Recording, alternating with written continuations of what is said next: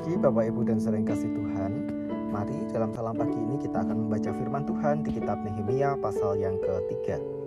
Maka bersiaplah imam besar Eliasyib dan para imam saudara-saudaranya, lalu membangun kembali pintu gerbang domba. Mereka mentapiskannya dan memasang pintu-pintunya. Mereka mentapiskannya sampai menara Mea, menara Hananeel. Berdekatan dengan mereka orang-orang Yeriko membangun, dan berdekatan dengan orang-orang itu Zakur bin Imri. Pintu gerbang ikan dibangun oleh Bani Sena'a. Mereka memasang balok-balok, lalu memasang pintu-pintunya dengan pengancing-pengancing dan palang-palangnya. Berdekatan dengan mereka, Meremot bin Uria bin Hakos mengadakan perbaikan, dan berdekatan dengan dia Mesulam bin Berekia bin Mesezabeel. Berdekatan dengan dia Zadok bin Baana mengadakan perbaikan, dan berdekatan dengan dia orang-orang Tekoa. Hanya pemuka-pemuka mereka tidak mau memberi bahunya untuk pekerjaan tuan mereka. Pintu gerbang lama diperbaiki oleh Yoyada bin Paseah dan Mesulam bin Besoja. Mereka memasang balok-balok lalu memasang pintu-pintunya dengan pengancing-pengancing dan palang-palangnya. Berdekatan dengan mereka Melaka orang Gibeon dan Yadon orang Meronot mengadakan perbaikan beserta orang-orang Gibeon dan Mispa yang berada di wilayah kekuasaan bupati daerah sebelah barat sungai Efrat. Berdekatan dengan mereka Uziel bin Harhaya, salah seorang tukang emas, mengadakan perbaikan, dan berdekatan dengan dia Hananya, seorang juru campur rempah-rempah. Mereka memperkokoh Yerusalem sampai tembok lebar. Berdekatan dengan mereka Refaya bin Hur, penguasa setengah wilayah Yerusalem yang satu, mengadakan perbaikan. Berdekatan dengan dia Yedaya bin Harumaf mengadakan perbaikan tepat di depan rumahnya, dan berdekatan dengan dia Hatus bin Hasanea. Malkia bin Harim dan Hasub bin Pahat Moab memperbaiki bagian yang lain dan menara perapian. Berdekatan dengan mereka Salum bin Haluhesh, penguasa setengah wilayah Yerusalem yang lain, mengadakan perbaikan bersama-sama anak-anak perempuannya.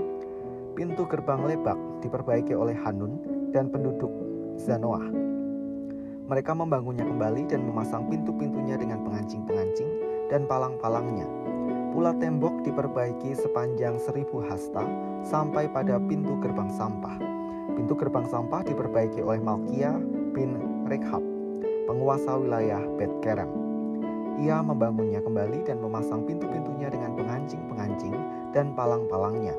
Pintu gerbang mata air diperbaiki oleh Salum bin Kolhoze, penguasa wilayah Mispa.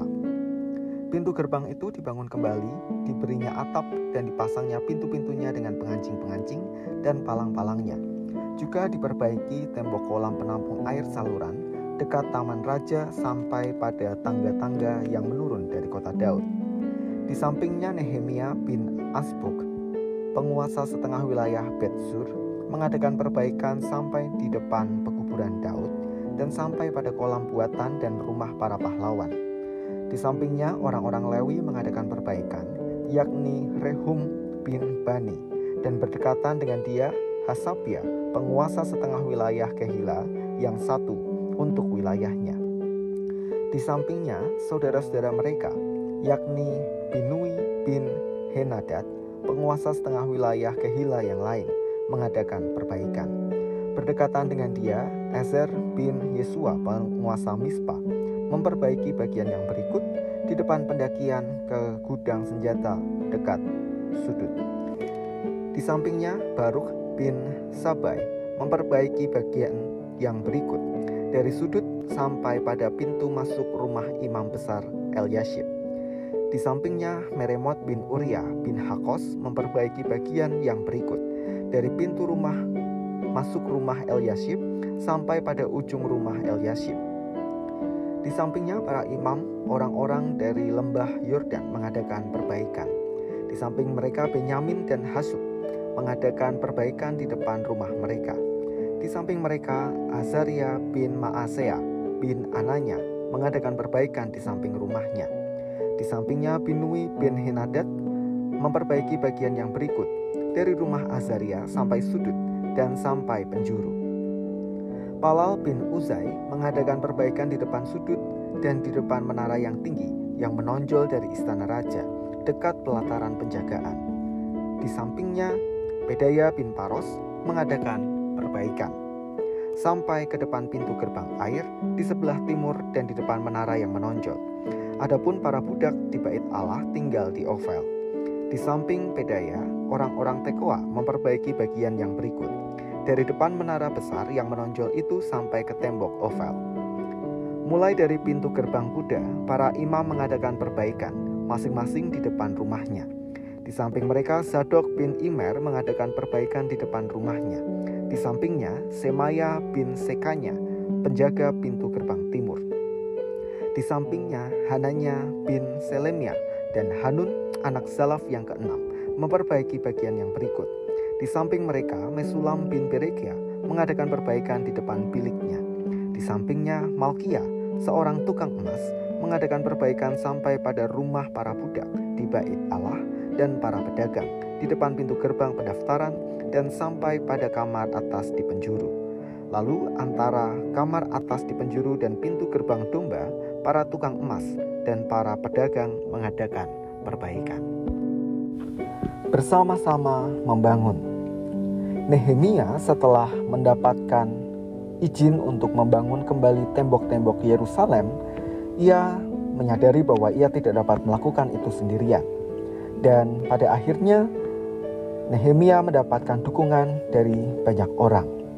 Dan pada hari ini teks yang kita baca menunjukkan bahwa proyek pembangunan tembok-tembok Yerusalem yang menjadi pertahanan bagi Yerusalem itu sendiri melibatkan semua kalangan, baik para pemimpin sampai para budak.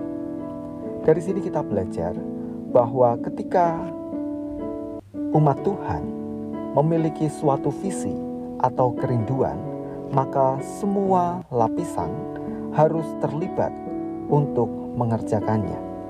Jadi mari Bapak Ibu dan Saudara yang kasih Tuhan, jika melalui persekutuan, melalui gereja, ada hal-hal yang perlu kita dukung bersama, mari kita kerjakan dengan semangat, dan biarlah itu memunculkan, menumbuhkan kebersamaan di antara kita. Mari kita berdoa. Terima kasih Tuhan untuk firman yang kami renungkan hari ini, dan biarlah kami belajar menjadi umat Tuhan untuk mau terlibat dalam segala visi yang Tuhan letakkan melalui persekutuan yang Tuhan percayakan di antara kami. Kami menyerahkan aktivitas kami sepanjang hari ini, mohon Tuhan memberkati. Di dalam nama Tuhan Yesus kami berdoa. Amin.